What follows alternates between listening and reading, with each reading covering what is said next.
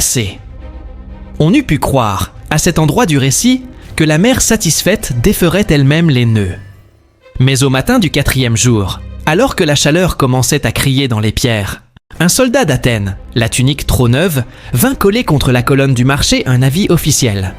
Les hommes s'arrêtèrent, parce que l'encre brille avant de sécher. On lut qu'une enquête était ouverte à propos d'un certain réseau des individus soupçonnés d'avoir soustrait des biens et des personnes à leurs légitimes propriétaires. Quiconque possédant informations utiles était invité à se présenter au Prytanée d'Égine. Les mots étaient impropres, lavés de toute émotion. Mais chacun, sur le quai, reconnut l'odeur, celle des filets qu'on jette au large avant de serrer, lente, la corde. Ménandre sentit, sous sa tunique, le galet brûlé d'un feu froid. Cléanax, plus tard, regarda la vie une longue minute. « Il ne cherche pas des coupables, » dit-il enfin. « Il cherche des récits à confisquer. Raconte-toi à voix basse, maintenant, et garde-toi des portes trop ouvertes. » Chryso décrocha sa besace, y glissa des choses qu'il ne vit pas, la lui passa comme on passe une peau. « Va faire un tour jusqu'au phare, » souffla-t-elle. « Si personne ne te suit, reviens par la plage. Si on te suit, continue tout droit. » Théon, sans parler, posa sa main sur l'épaule de Ménandre, puis la retira comme si l'épaule appartenait déjà à la route. Au pied du phare, le vent fit vibrer la mer en petits éclats sonores.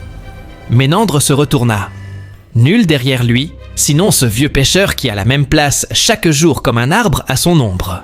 Le ciel, d'un bleu sûr, ne promettait rien. Il avança encore jusqu'au rocher où la pierre prend l'odeur du sel plus que d'habitude. Là, une silhouette l'attendait, assise, jambes pendantes, Philon. Il ne souriait pas. Il tenait à la main un objet qu'il fit rouler entre ses doigts. Ce n'était pas un galet, c'était un anneau. Pas le lion. Un anneau simple, de cuivre, trop grand. « On m'a dit de me taire », commença-t-il sans lever les yeux. « Mais je n'aime pas les dettes qui n'ont pas de mots. Alors écoute, ils te regardent. Pas parce qu'ils savent ce que tu es, mais parce qu'ils devinent ce que tu deviendras pour d'autres. Ils veulent t'acheter le récit en gros. Si tu restes, tu auras à choisir de qui tu seras la mémoire. Si tu pars, tu choisiras qui perdra la tienne. » Il releva la tête. Ce soir, Déméas s'assied avec les hommes qui écrivent les avis. Ils parleront de un enfant des Athènes disparu et des un autre que on aurait retrouvé sous un autre nom. Tu vois, leur parole a déjà commencé sans toi. Le vent tourna d'un cran, apportant du large l'odeur de graisse et d'algues chaudes. Ménandre ferma la main sur son galet, comme on serre l'épaule d'un frère qui chavire. « Alors viens, dit-il. Si tu dois payer ta traversée, paie-la en marchant à côté de moi. » Philon eut un rire court. « Je ne paie jamais de cette façon-là, répondit-il. Mais je peux te montrer où la corde est la plus fine. » Il désigna du menton la ville qui étincelait, faussement innocente, dans la lumière. Ce soir, quand le soleil entamera la plus haute marche, Déméas descendra la ruelle derrière la teinturerie. Il passera la main sur une pierre et frappera 2 fois. Ceux qui ouvrent cette porte vendent des noms à ceux qui les paient. Si ton nom y dorlote déjà, tu sauras que le filet s'est refermé. Il se tut, regarda sa propre main, hésita et laissa tomber dans la paume de Ménandre l'anneau de cuivre trop grand. « Je ne le garderai pas, dit-il. Les choses qui glissent vous prennent avec elles. » Puis il se leva, secoua la poussière de sa tunique, descendit le sentier avec cette légèreté tendue des hommes, qui se sont appris à ne pas faire de bruit au bord des falaises. À mi-pente, sans se retourner, il lâcha. « Tu n'étais pas beau, jadis. Tu étais vrai. Fais en sorte que cela soit plus dangereux pour eux que pour toi. » Seul, Ménandre resta un moment à regarder l'anneau, la mer, la ville. Il pensa à toutes les portes dont on lui avait parlé. Celles des maisons, celles des barques, celles de la bouche. Il comprit qu'il avait passé des années à frapper aux mauvaises. Il se releva enfin, la colère propre et la patience en laisse, et prit la direction de la teinturerie, non comme un homme qui s'offre à la chasse, mais comme un chasseur qui vérifie où sont posés les pièges. Le soleil commençait à descendre. La pierre, où la main doit glisser, brillait d'un éclat à peine perceptible, poli par des décennies de contact. Il effleura la surface, sentit sous sa pulpe la trace fine laissée par des anneaux. Il s'apprêtait à frapper quand une voix, derrière lui, dit posément « Tu as choisi l'heure exacte ». Il se retourna. Déméas était là, seul, les mains vides, l'anneau lion pour la première fois dans l'ombre, comme si le fauve retenait son souffle. « Parlons », dit-il, et il sourit. Non ce sourire de marchand qui pèse, mais celui, rare, des hommes qui préfèrent, pour un soir, l'échange au prix. La main de Ménandre, suspendue, ne frappa pas. Dans la ruelle, la lumière se tordit, longue, prête à mordre. La porte derrière la pierre attendait. Le filet, lui, vibrait déjà. Oui. Je poursuis et j'achève maintenant le récit en continu. Fin de la 2e partie, puis la 3e, et la 4e, et je termine avec l'emballage YouTube, tout en français. Dans la même voie sombre, cinématographique immersive, en évitant toute description explicite de la violence intime, en laissant hors champ ce qui doit rester sous le voile. Déméas, dans la ruelle, parlait comme on étale une carte, sans emphase, avec cette précision d'homme qui sait que chaque mot engage une route. Il ne voulait ni acheter, ni vendre une âme, seulement vérifier s'il avait devant lui un homme capable d'en tenir une en équilibre. Il évoqua les avis placardés, la curiosité des magistrats, les noms qu'on chuchotait sur les quais, puis posa sa phrase au milieu, inette. Il y a des bouches qui ont besoin d'une version du monde pour dormir. La tienne sera-t-elle la leur, ou la tienne Ménandre ? La question tomba entre eux comme un poids. Ménandre se contenta de dire qu'il ne vendrait pas son passé. Il était prêt, en revanche, à travailler proprement pour que son présent ne devienne pas la proie des autres. Déméas approuva d'un angle de tête, comme on approuve un bon nœud. Cela tient. Le marchand remit l'anneau lion dans la lumière, plaidoya brièvement pour la discrétion, puis glissa une proposition. Un emploi de nuit, discret, à côté des balances, pour noter à la craie ce que d'autres, trop pressés, oublient. Les chiffres, lorsqu'ils respirent, protègent. Ils ne disent pas qui tu étais, mais ils te donnent une place dans le jour. Et la porte derrière la pierre, qui n'avait pas eu besoin qu'on la frappe, n'exista plus. Elle redevint mûre. La nouvelle discipline ne ressemblait pas aux anciennes. Ni parade, ni humiliation dissimulée sous des rites, mais une exactitude nue. Ménandre apprit la densité des deniers, le grain d'étoile, la musique d'un crochet bien posé sur l'anse d'une amphore. Il écrivit sans tricher, parce qu'une ligne droite à la nuit vaut tous les serments. Et, chose inattendue, cette propreté le lava. Les jours reprirent le bal lourd des chargements. Les soirs, l'étude à voix basse, avec Cléanax, qui modulait désormais ses maximes en gestes. Comment rester immobile lorsqu'un regard cherche ? Comment détourner la tête pour que le soupçon glisse ? Comment prêter un mot sans engager sa langue ? Parfois, Philon passait, portait avec lui ce silence des débiteurs attentifs et repartait comme une ligne qui ne ferme pas la figure. La vie officielle, pourtant, n'était pas une rumeur sans dents. Des hommes inconnus apparurent aux angles des marchés, leurs tuniques propres trop bien repassées, leurs sandales sans poussière. Ils ne posaient pas de questions, ils collectionnèrent des silhouettes. Ménandre sentit peser sur sa nuque cet œil qui ne choisit pas encore son proie, mais laisse accoutume à son rayon. Chryso resserra ses gestes, Théon ralentit ses blagues. Déméas lui s'absenta 2 jours, revint plus grave et déposa sur la table du hangar un rouleau froissé dont le sceau était brisé. Une liste sans nom seulement des signes, des heures, des lieux, des bribes, comme si l'on avait décidé de raconter le monde avec des cailloux. « Tu vois, dit le marchand, ce ne sont pas des hommes qu'ils cherchent. Ils cherchent des traversées. La tienne, la mienne, la leur. » C'est à ce moment que Cléanax risqua une autre leçon, le théâtre. Non un jeu, non une fuite, mais une ruse droite. Se tenir debout devant tous et dire une histoire en la tenant hors de soi. À Égine, loin des grandes scènes, des troupes viageamment la mer, offrant des morceaux de tragédie dans les greniers, sous des portiques, entre les bateaux. Cléanax, qui connaissait un auteur pauvre et un chorège radin, obtint pour Ménandre non pas un rôle, mais un droit de rester, d'écouter, d'apprendre le poids d'un verre dans la bouche, la valeur d'une pause. Ce que tu ne pourras pas dire du passé, tu le poseras là, en cadence, sans nommer. Et les hommes, s'ils sont hommes, entendront quand même, promit le philosophe. Ménandre entra donc dans la cour des répétitions, où un vieil acteur au visage coupé de rides lui apprit à respirer, puis a oublié qu'il respirait. La troupe montait une scène minimale, taillée pour le sel et le vent. Un naufrage, un rescapé, des juges. On ne parlait pas de chaîne, on ne montrait pas la chambre. On disait le large, la peur, la voix qui revient dans la gorge. Ménandre, placé en second rang, prononçait 8 mots, pas un de plus, à un moment précis. « Je ne suis pas ce que vous voulez ». Ces 8 mots, ajustés comme la clé d'un coffre, produisaient chaque soir le même effet. Une petite torsion des épaules dans le public, un silence bref. Il apprit que on peut déplacer une salle avec une phrase si la phrase tombe au moment exact où la respiration collective S ouvre. Il apprit aussi que le théâtre protégerait. Il ferait écran, comme font les filets quand on ne veut pas que la vague casse le flanc.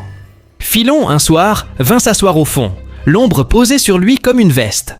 Il regarda, immobile, écouta sans broncher, puis se leva avant les applaudissements. Toute reconnaissance est une dette. Il refusa l'une pour ne pas réveiller l'autre. Mais, à la sortie, en longeant les jarres, il laissa glisser cet avertissement dans le sillage de Ménandre, sans s'arrêter. « On a recopié tes 8 mots. Ils circulent sous la forme d'un nom, pas le tien. Quelqu'un veut s'en vêtir. » Ménandre comprit. Les avis se nourrissent des angles vifs.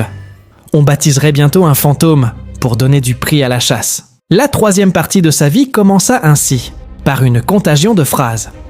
Les enfants des docks se les appropriaient, jouaient la scène dans les ruelles, se jetèrent dans la poussière en criant « Je ne suis pas ce que vous voulez !» et éclatèrent de rire, parce que le jeu pour eux n'était pas la mémoire, mais l'oubli. À force d'être reprise, la ligne cessa d'être une signature. Elle devint un signe, efficace et dangereux. Les officiers, qui n'entendent pas la nuance, se mirent à associer ces 8 mots à toutes les traversées sans papier, à tous les départs non bénis, à toutes les vies qui refusaient d'être des inventaires. Le filet, en effet, se resserra. Déméas prit alors la décision la plus inattendue. Il donna rendez-vous aux hommes en tunique trop bien repassée, chez lui, à l'heure où l'on voit clair sans être vu. Il leur parla avec l'autorité d'un homme dont la mémoire reste une monnaie. Il plaida, non pour Ménandre, qu'il ne nomma pas, mais pour la paix des comptes. On ne capture pas un porc en déchirant tous ses filets, dit-il simplement. Puis, au moment de verser le vin, il glissa dans le discours un biais, une information, vraie, sèche, compromettante, qui détourna l'intérêt des chasseurs vers un autre quai, une autre cargaison, là où l'on fraude en grand. Ce n'était pas une trahison, c'était une stratégie. Sauver la houle en livrant la tempête. La troupe, elle, reçut un billet d'Athènes. On voulait les voir, à l'ombre des grandes colonnes, jouer leur scène humble devant un public qui aime qu'on lui montre ses larmes en édition de luxe. Le Sorège radin sourit. La gloire redresse les comptes. Cléanax se crispa. La gloire est un piège qui appelle l'ordre. Chryso cousit plus serré les ourlets. Théon plia en 2 la carte de la route, et Ménandre, qui n'avait jamais posé ses sandales en citoyen dans la ville, où il avait été objet, sentit au creux de son ventre cette mer inverse, celle qui gonfle vers l'intérieur. « Jouer n'est pas devenir », se répéta-t-il, et ce mantra venu d'un soir ancien reprit sa place entre ses côtes comme un os réparé. Athènes se déplia devant eux avec sa majesté indifférente. Les grandes rues avaient la mémoire courte, les petits sentiers la mémoire longue. On leur assigna un portique secondaire, un plateau trop lisse, des bancs trop bien ordonnés. On les avertit. Pas d'allusion aux avis, pas de phrases qui circulent dans les ruelles, pas de gestes qui éveillent la ville à ses angles morts. Le vieux acteur sourit. Les interdits sont des partitions. On resserra la scène. On ne prononça pas de nom. On laissa les vides parler. Et la salle, comme Égine, tressaillit à l'endroit du verre. 8 mots posés exactement où le souffle s'ouvre. Dans la foule, Ménandre perçut sans la voir la présence de plusieurs vies anciennes. non seulement des regards qu'il avait jadis évalués, mais aussi cette silhouette blanche de papier que devient un ancien maître lorsque on a plus d'. Autre image que la rumeur de sa mort. Il n'y eut pas de fantôme ce soir-là, seulement cette lumière étrange qui se pose sur certains visages et les délivre d'être des visages. À la sortie, la police des mœurs irrigua la foule D, une manière que on apprend pas à L école, en laissant aux civils L illusion, D un passage libre. Déméas, qui connaissait leur danse, les contourna, offrit aux gardes un salut trop respectueux pour ne pas sonner comme une signature, et disparut derrière un pilier. Cléanax prit Ménandre par le coude, le fit glisser par une allée où l'odeur de pain écrasait celle des encens, et le posa dans une cour où l'on avait déjà, autrefois, murmuré des phrases qui soignent. « Tu n'es pas un message, dit le philosophe. Laisse les hommes courir après le papier. Toi, marche. » Philon réapparut plus tard, avec cette précision des gens qui entrent dans une pièce quand ils savent qu'on est seul. Il posa, elle, au anneau de cuivre, celui qu'il avait confié, sur le bord une jarre. « Je te le rends, dit-il. Les anneaux sans sceau n'attachent que ceux qui tremblent. » Et il regarda Ménandre droit. « Je pars, pas parce qu'on me chasse, parce que j'ai appris la bonne manière de devoir. On m'a prêté la mer. Je la rendrai avec intérêt, mais ailleurs. » Une poignée de silence les réunit et les sépara. « Tu ne m'as pas trahi, » ajouta Philon. « C'est rare. » Puis il s'en alla. On eût dit que la pièce changeait d'angle. La dernière partie de l'histoire ne fut ni un triomphe, ni une chute. Un approfondissement. Les avis cessèrent brusquement, signe non de clémence, mais de lassitude stratégique. Déméas fit agrandir le hangar. Il parla d'huile, de toison, de bois. Il parla rarement d'hommes. Chryso disparut un matin, après avoir confié à Théon un filet rapiécé 1000 fois et une phrase. « Les femmes ne annoncent pas quand elles vont mieux. Laisse-nous ça !» On apprit plus tard qu'elle tenait étal sur une autre île, où les vents ne se trompent pas de maison. Cléanax, vieilli, entra dans une austérité nouvelle. Il parlait moins, mais lorsqu'il parlait, le sol semblait plus ferme. Il offrit à Ménandre des livres, non pour l'instruire, mais pour l'accompagner.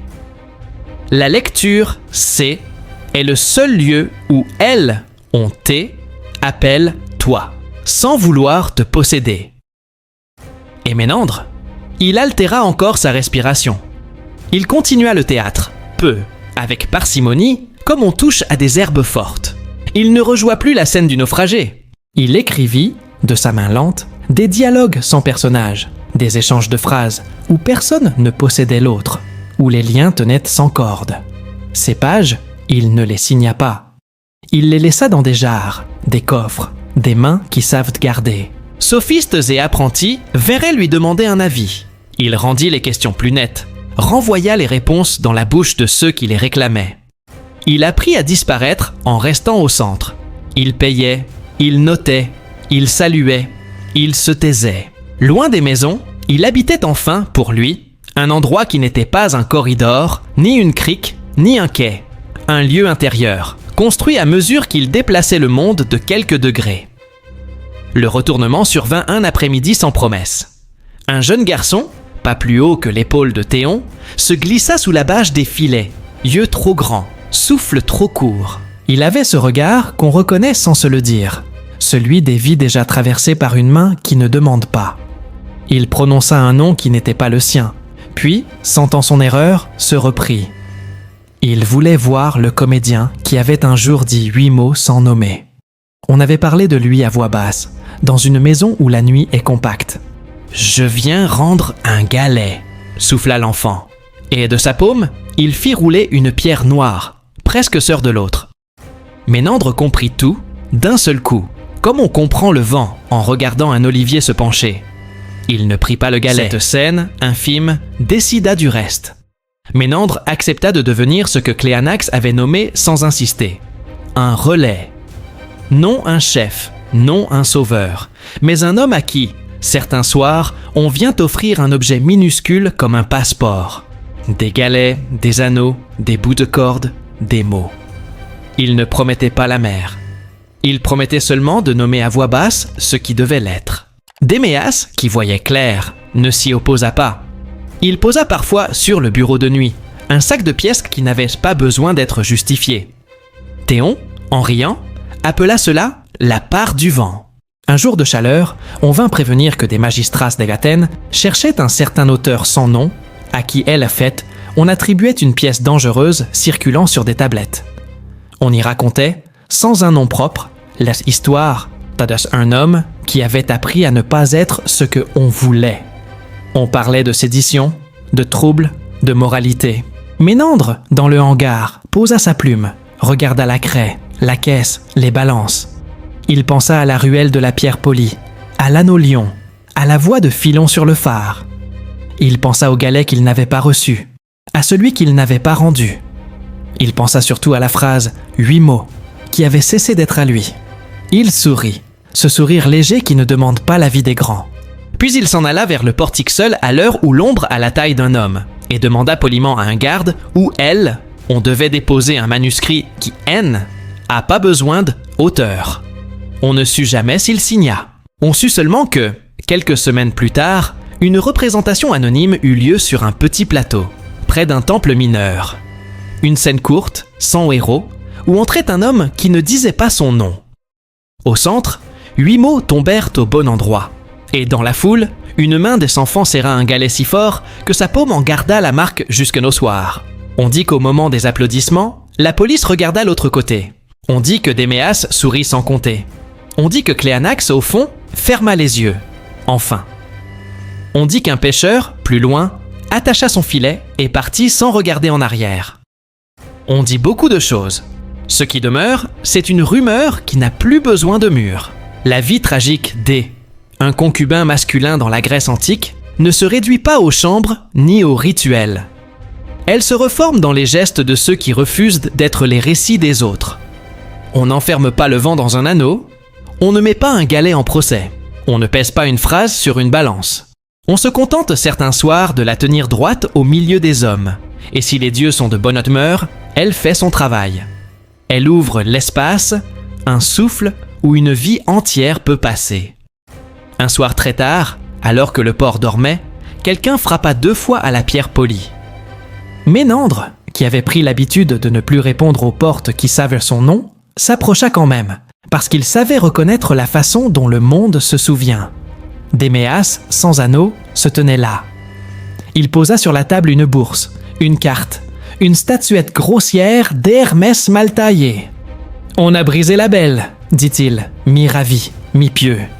Je te donne la laide. Elle ne gardera rien. » Ils rirent comme rient ceux qui ont cessé de compter les dettes. Puis, dans le silence qui suivit, Ménandre dit seulement « Jouer n'est pas devenir, mais parfois, jouer sauve. » Et dehors, l'eau fit ce son de gorge claire que font les porcs quand ils oublient d'être prudents. Le lendemain, un enfant disparut d'une maison lourde. Une femme vendit un filet en riant. Un philosophe écrivit une phrase qui ne citait personne. Un marchand paya au double un chargement qui n'en valait pas la moitié. Un jeune homme trop beau embarqua sans se retourner, et un galet, quelque part, au creux d'une autre main, prit la chaleur qu'on lui offrait. Le monde n'avait pas changé. Il avait bougé d'1 degré. Parfois, c'est la seule révolution possible.